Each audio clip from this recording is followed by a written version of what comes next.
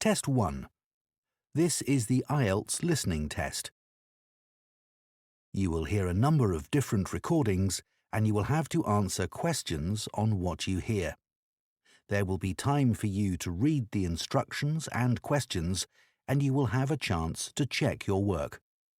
All the recordings will be played once only.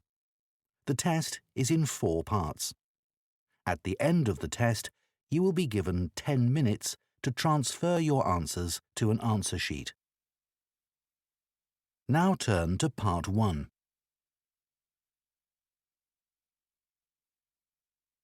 Part 1. You will hear a teaching assistant calling a country park about a school visit. First, you have some time to look at questions 1 to 6.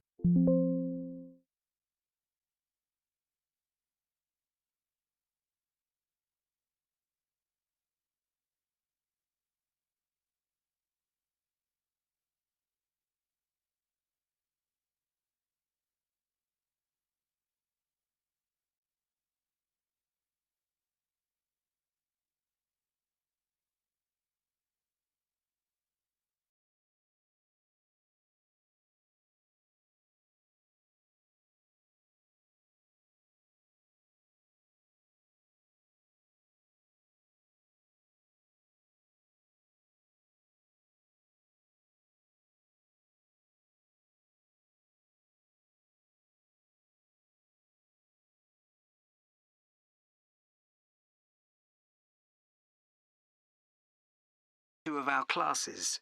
OK. What would you like to know? Well, I'm new to this area, so perhaps you could tell me something about the park first, please. Of course. Altogether, the park covers 170 acres. That's 69 hectares. There are 3 main types of habitat: wetland, grassland and woodland. The woods are well established and varied, with an oak plantation and other areas of mixed species. Right. The wetland is quite varied too. The original farmland was dug up around 40 years ago to extract gravel. Once this work was completed, the gravel pits filled with water, forming the 2 large lakes. There are also several smaller ones, ponds, and a stream that flows through the park. OK, so I suppose with these different habitats, there's quite a variety of wildlife. There certainly is. A lot of different species of birds and insects, and also animals like deer and rabbits. And I understand you organise educational visits for school parties. That's right. We can organise a wide range of activities and adapt them to suit all ages. Can you give me some examples of the activities? Well, one focus is on science, where we help children to discover and study plants, trees and insects. They also collect and analyse data about the things they see. Another focus is on geography. The park is a great environment to learn and practice reading a map and using a compass to navigate around the park. Do you do anything connected with history? Yes, we do. For instance, the children can explore how the use of the land has changed over time. Then there's leisure and tourism. That focuses on your visitors, I would imagine. Yes, mostly. The children find out about them, their requirements, the problems they may cause, and how we manage these. And another subject we cover is music. Here the children experiment with natural materials to create sounds and explore rhythm and tempo. That must be fun. Most children really enjoy it. Before you hear the rest of the conversation, you have some time to look at questions 7 to 10.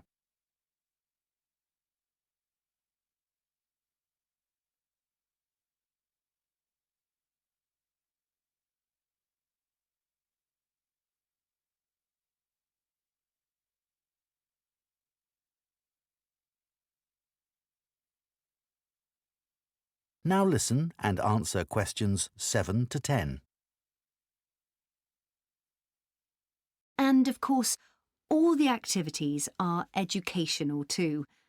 Learning outside the classroom encourages children to be creative and to explore and discover for themselves. I would imagine they get a sense of freedom that might not be a normal part of their lives. That's right. And very often, the children discover that they can do things they didn't know they could do, and they develop new skills. This gives them greater self-confidence. It sounds great. So, what about the practical side of it? How much does it cost for a full-day visit? We would expect to bring between 30 and 40 children. If there are over 30, it costs £4.95 for each child who attends on the day. We invoice you afterwards, so you don't pay for children who can't come because of sickness, for example. There's no charge for leaders and other adults, as many as you want to bring. That sounds very fair. Well, thanks for all the information. I'll need to discuss it with my colleagues, and I hope to get back to you soon to make a booking. We'll look forward to hearing from you. Goodbye. Goodbye, and thank you. That is the end of Part 1. You now have 1 minute to check your answers to Part 1.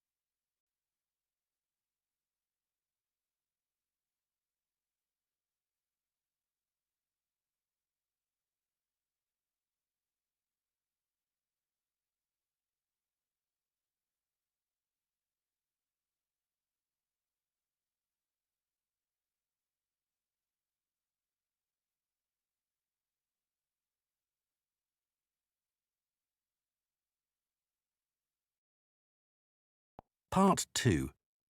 You will hear the chairman of Stanthorpe Twinning Association, which organises the link between Stanthorpe in England and a town in France, talking to members about the year's events. First, you have some time to look at questions 11 to 15.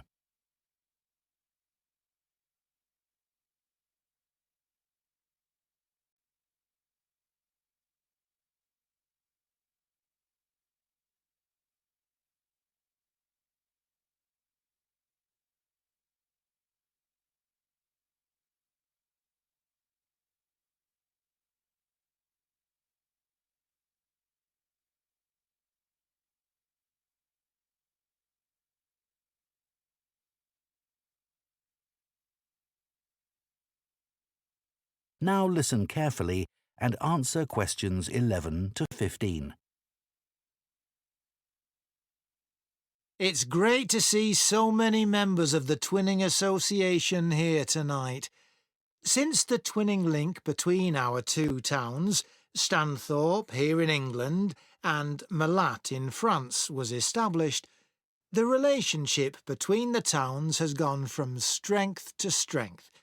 Last month, 25 members of the association from Stanthorpe spent a weekend in Malat. Our hosts had arranged a great programme.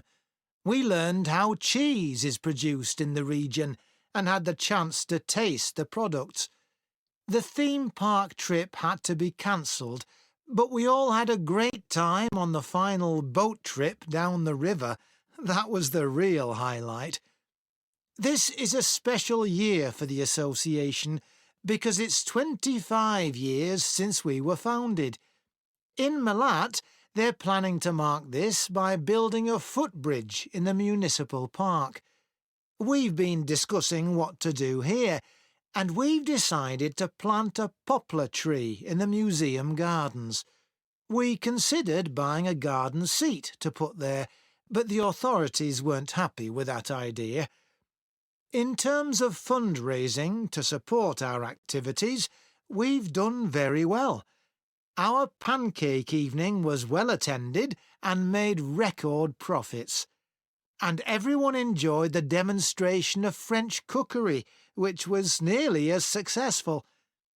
Numbers for our film show were limited because of the venue, so we're looking for somewhere bigger next year. We're looking forward to welcoming our French visitors here next week, and I know that many of you here will be hosting individuals or families. The coach from France will arrive at 5 p.m. on Friday. Don't try to do too much that first evening, as they'll be tired, so have dinner in the house or garden rather than eating out. The weather looks as if it'll be okay, so you might like to plan a barbecue. Then the next morning's market day in town, and that's always a good place to stroll round. On Saturday evening, we'll all meet up at the football club, where once again we'll have Toby Sharp and his band performing English and Scottish country songs. Toby will already be well known to many of you, as last year he organised our special quiz night and presented the prizes. Before you hear the rest of the talk, you have some time to look at questions 16 to 20.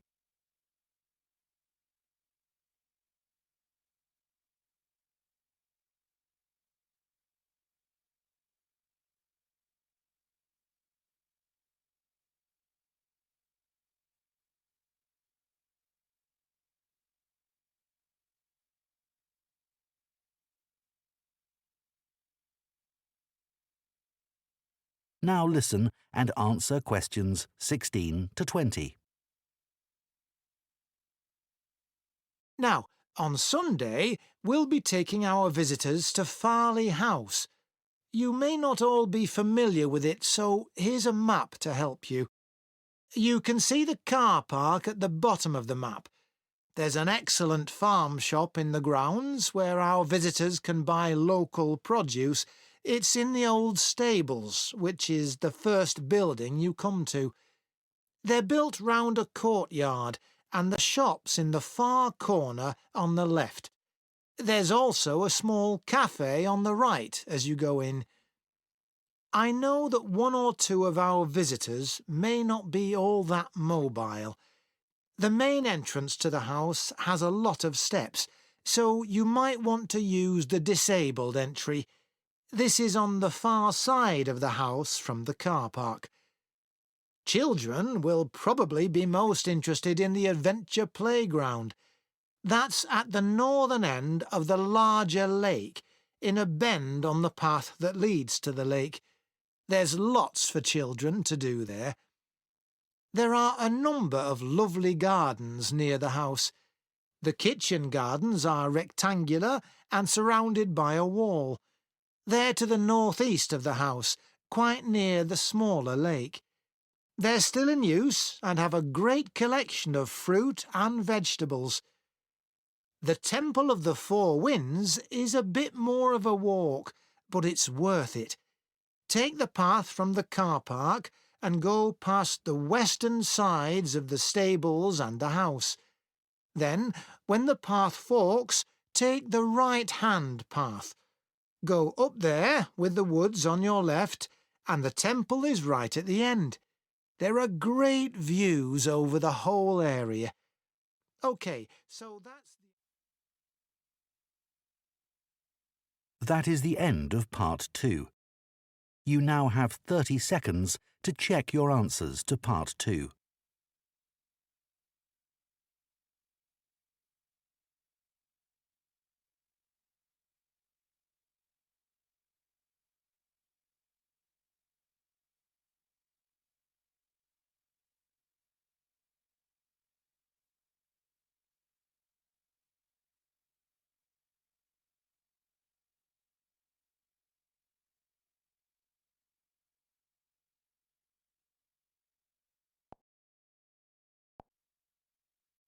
Part 3. You will hear two food science students called Marie and Colin discussing their final year projects.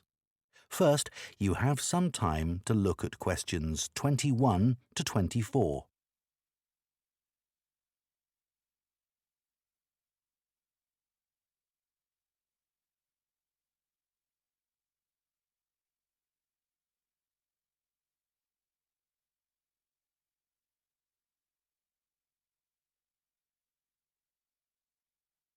Now listen carefully and answer questions 21 to 24.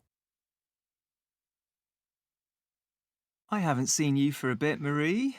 No, I've been busy with my project. You're making a vegan alternative to eggs, aren't you? Something that doesn't use animal products. Yes, I'm using chickpeas.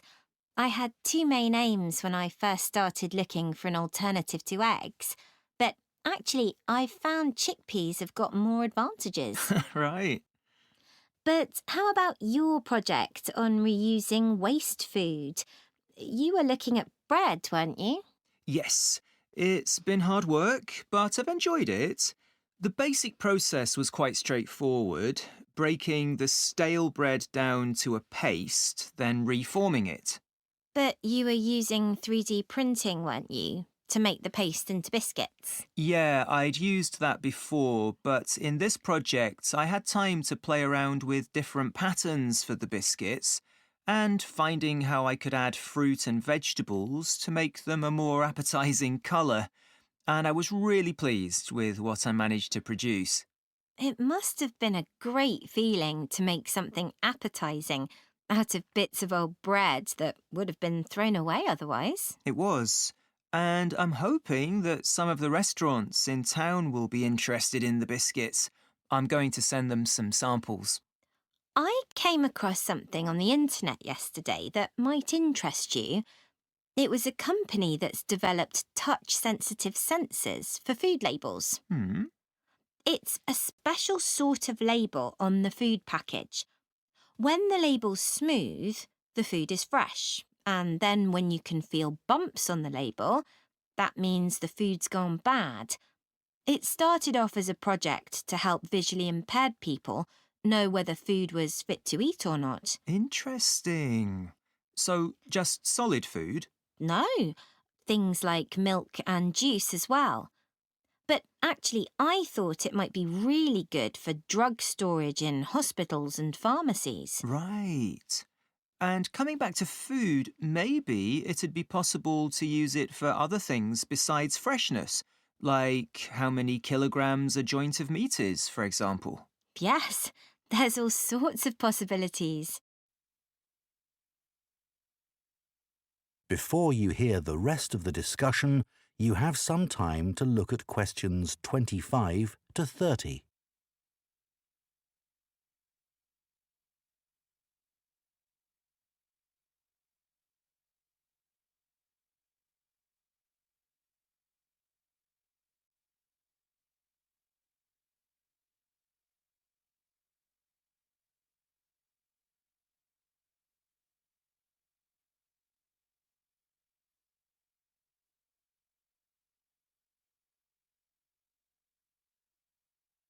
Now listen and answer questions 25 to 30.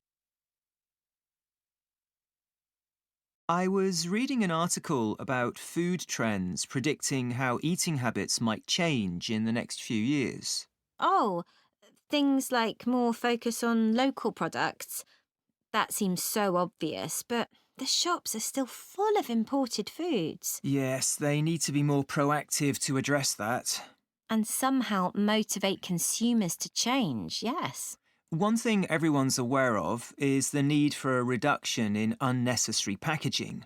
But just about everything you buy in supermarkets is still covered in plastic. The government needs to do something about it. Absolutely. It's got to change. Do you think there'll be more interest in gluten and lactose-free food? For people with allergies or food intolerances. I don't know. Lots of people I know have been buying that type of food for years now. Yes, even if they haven't been diagnosed with an allergy. That's right. One thing I've noticed is the number of branded products related to celebrity chefs. People watch them cooking on TV and then buy things like spice mixes or frozen foods with the chef's name on. I bought something like that once, but I won't again. Yeah, I bought a ready-made spice mix for chicken, which was supposed to be used by a chef I'd seen on television, and it didn't actually taste of anything. Did the article mention ghost kitchens used to produce takeaway food? No, what are they? Well, they might have the name of a restaurant, but actually they're a cooking facility just for delivery meals. The public don't ever go there. But people aren't aware of that. It's all kept very quiet. So people don't realise the food's not actually from the restaurant? Right. Did you know more and more people are using all sorts of different mushrooms now to treat different health concerns? Things like heart problems. They might be taking a big risk there. Yes, it's hard to know which varieties are safe to eat. Anyway, maybe now we should... That is the end of part 3. You now have 30 seconds to check your answers to part 3.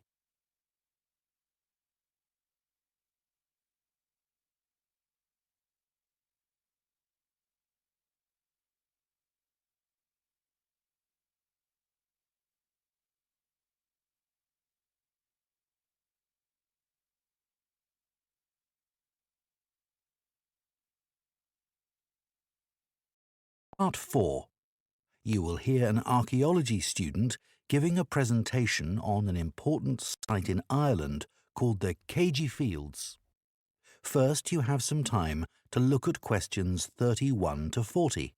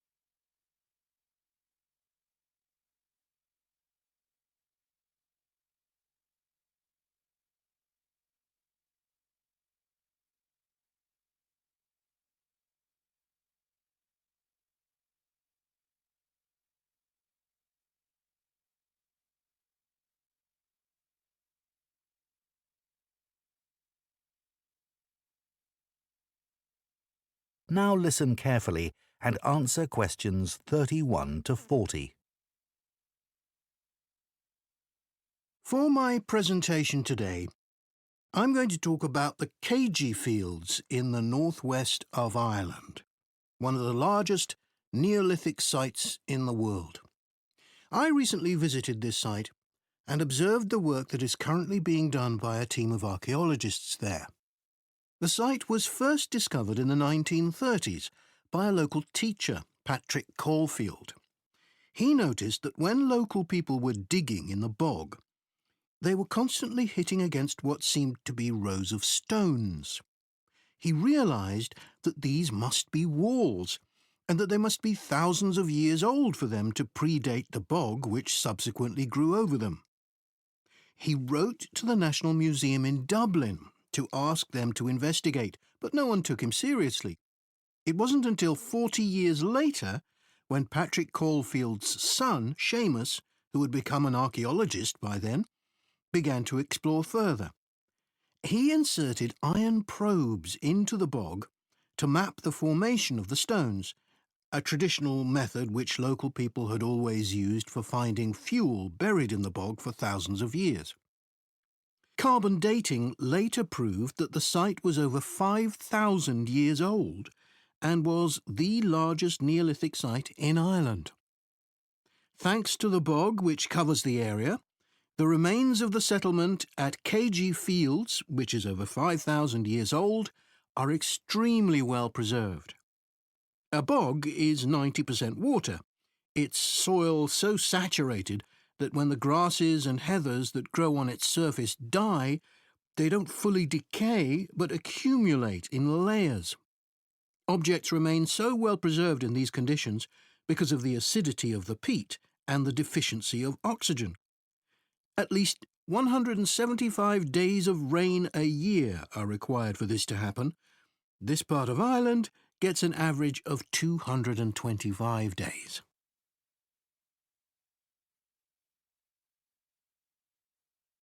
The Neolithic farmers at KG would have enjoyed several centuries of relative peace and stability. Neolithic farmers generally lived in larger communities than their predecessors, with a number of houses built around a community building. As they lived in permanent settlements, Neolithic farmers were able to build bigger houses. These weren't round, as people often assume, but rectangular, with a small hole in the roof that allowed smoke to escape. This is one of many innovations and indicates that the Neolithic farmers were the first people to cook indoors. Another new technology that Neolithic settlers brought to Ireland was pottery. Fragments of Neolithic pots have been found in KG and elsewhere in Ireland. The pots were used for many things, as well as for storing food. Pots were filled with a small amount of fat, and when this was set alight, they served as lamps. It's thought that the KG fields were mainly used as paddocks for animals to graze in. Evidence from the KG fields suggests that each plot of land was of a suitable size to sustain an extended family. They may have used a system of rotational grazing in order to prevent overgrazing and to allow for plant recovery and regrowth. This must have been a year-round activity, as no structures have been found which would have been used to shelter animals in the winter. However, archaeologists believe that this way of life at KG ceased abruptly. Why was this? Well, several factors may have contributed to the changing circumstances. The soil would have become less productive and led to the abandonment of farming. The crop rotation system was partly responsible for this, as it would have been very intensive and was not sustainable. But there were also climatic pressures too. The farmers at KG would have enjoyed a relatively dry period, but this began to change, and the conditions became wetter as there was a lot more rain. It was these conditions that encouraged the bog to form over the area, which survives today. So now I'd like to show you some... That is the end of Part 4. You now have 1 minute to check your answers to Part 4.